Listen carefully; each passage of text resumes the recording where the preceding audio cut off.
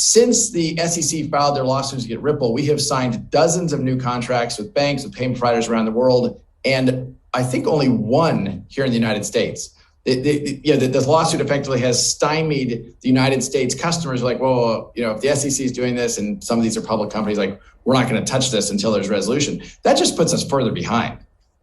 Yes, guys, this is a video from Brad Garlinghouse, the CEO of Ripple. And honestly, the situation has not really become better or become better for Ripple or XRP for a very long time. And honestly, a lot of that has to do with the fact that the SEC doesn't want to make proper rules, and we know it. And one of the solutions, I guess, or one of the ways in which it would not get way worse, is if exchanges in the US would just keep supporting it. And honestly, I would have screamed right now if we had some of the craziest news regarding a Binance or an FTX in the US saying like, hey, we stand by you, Ripple or XRP, because we know all these other crypto projects are going to get sued soon. I mean, who has taken off Solana now that it's being alleged by some individuals that it's a security? Nobody. It's only since the SEC is doing it that people are getting, or the company's getting cold feet.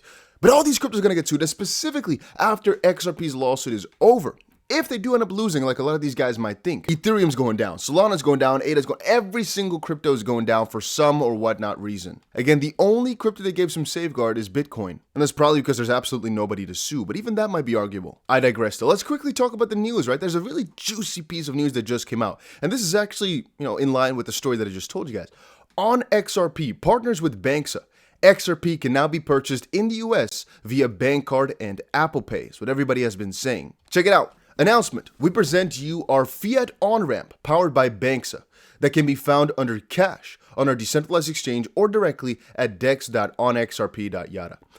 Global and USA citizens, apart from New York and Hawaii, unfortunately for y'all, can buy XRP easily now using a credit card and Apple Pay. Currently, the DEX section of the website of the OnXP website includes the decentralized exchange itself, the XRP Avalanche bridge, the DeFi or on AVEX section, which also was recently introduced, and the cash section where users can purchase XRP for fiat. There's also a swap section coming up soon. This could be interesting. It also says here it has another tool to manage their XRPL funds. Interesting. Having said that, guys, if you are a crypto holder and you are enjoying these daily crypto videos, make sure you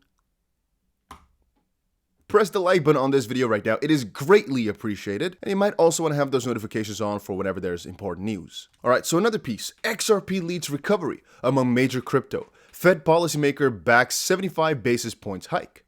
2 at the central bank favor higher rate increases to beat price pressures, even if it means slowing growth. Now, obviously, every single time this is discussed, the price does a little wibbly wobbly, as people find it hard to speculate on whether a 0.5 or 0.75 is better, as 0.5 is very conservative and probably won't beat inflation properly, but 0.75 is so harsh that you're going and pushing yourself into a recession. Right here, you can see I'm definitely in support of doing another 0.75 basis point, or 0.75 hike in July, probably 50 in September, and a lot of the discussion is going on right now. XRP is being mentioned right here because apparently it did quite well over the last week, maybe, or something along those lines. I mean, over the last 24 hours, the prices have not moved too much. I guess XRP is just in unison with the rest, but BNB is by far Solana is the best performer in the top 10 over the 24 hours with 4% gains. There's a bit more though, guys. I've told you guys this before already, but I'm going to reiterate it again. Jed McCaleb's 9 billion XRP stash finally near zero after years of huge sell-offs. Not yet, but I think we're at like 33 million XRP or something like that right now.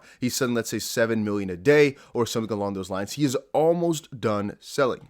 It has been years and years and years, and I'm almost like at a loss for words to kind of describe this idea, this feeling or something like that. I mean, it's not as if I really feel this too personally or so, but here it says allocation depleting to about 81 million XRP tokens after 8 years of systemic sell-offs. I think this is a lot lower right now as he's obviously selling a couple million XRP every single day. Can you imagine just having 9 billion XRP and you decide to sell it all at these cheap prices? No, but really, just can you imagine being able to sell, let's say, $1 million worth of XRP, $2 million worth of XRP every single day? I mean, one day is a very big pleasure, but every day for years, for 8 years, you're allowed to sell a couple, okay, less than 8 years, but you guys understand, a couple million XRP a day, sometimes 30 million XRP in a day.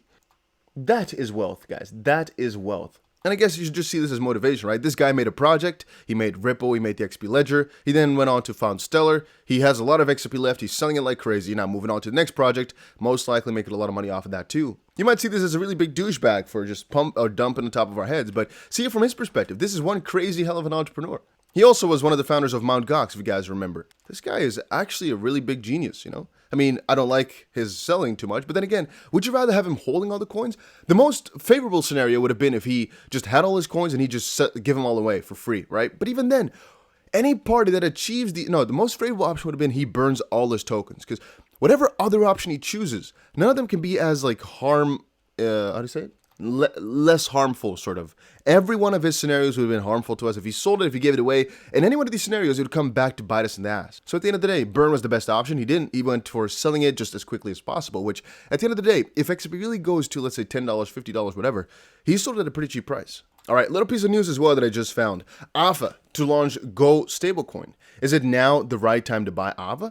So if you guys don't remember, Aave was once ETH Lend, and this was actually for a very long time the most profitable coin I've ever had. I bought it in 2017 because my bot DCA'd me into it, where I basically kept buying more and more of my Bitcoin's worth of this crypto to sell it later for profit. In a bull run, it's easy to become a millionaire. It's easy to become a multimillionaire. In a bear run, though, you'll see those gains easily come and bite you right in the ass. So what this basically did is, I'm not sure how much money, right? I'm not going to say as well.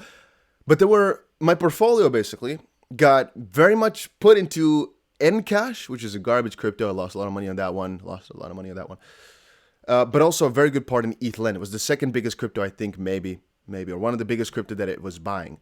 And because it was a bear run after the bull market ended, it just kept on buying lower and lower and lower and lower to try to sell it for a profit at some point. It's basically just kind of a martingale, or just a DCA strategy, right? Which works in bull markets very well. It works in bear runs, but over longer periods of time. But eventually, it will try to buy lower and lower and lower. And since it's kind of a martingale, you eventually run out of money. Let's say you have a $100,000 bankroll and it buys, $100 first, then it's going to try to buy $200 a layer lower, and then $400 went to average the price out again, and then $800, and you can see how that can go quite quickly if it has to buy 12 times. But then eventually I just kind of left it on my, I'm not sure what exchange it was at the time, and I looked back at it after a couple of years, and all of a sudden Aave went to like $120, and then when I looked it was $60, so it went down a little bit again. I was like, what in the world? That's such a crazy return. I sold the majority of my coins instantly, and then a couple weeks later they went to $600, I think, over time. Right now, it's basically back to the point at which I initially sold, which is kind of funny. But that kind of makes me think again. I kind of regret it. I don't really regret things, which you understand. I was like, I might have not been the best decision for me to sell because I just sold it in an impulse. But then thinking about it, it's actually pretty good crypto. And specifically with the moves that they're making right now. Look at this. I would launch the GHO stablecoin. They're going to compete with MakerDAO on this one. It says, we have created an ARC for a new decentralized collateral-backed stablecoin. People are not going to like the idea, but it's pretty good. Native to the Aave ecosystem known as GHO, because again, they are a ghost. Read more below and discuss your thoughts on the upcoming snapshot. It will be decentralized, over-collateralized, which is the most important part of having these stablecoins, backed by multiple types of collateral available on the Aave protocol, governed by the Aave community. And I don't think it's a bad idea. Even Fatman Terra, who is usually pretty bearish on algorithmic stablecoins, he says, something like this will become what UST should have been. Can't wait to see more. And indeed, I think this is going to be a really good thing. I'm enjoying it. I'm liking the idea and everything. And I'll probably allocate some of my stablecoin to this, as I've also done with DAI. All right, but that was it for a quick little video here just on everything that's happening. Just a quick little report. I covered a couple of very important things. I think that's good for now. And I'll have another video out soon, so stick around for that one. See you guys later. And make sure, by the way, that you check out my TikTok if you've not done it yet. Looks like this. There's a lot of cool videos on here. And if you're not into TikTok like I was until, I guess a couple months ago when I started to do this type of stuff, you can also check the videos out over on my second channel, DustBC Crypto Shorts. Yeah, that was it. See ya.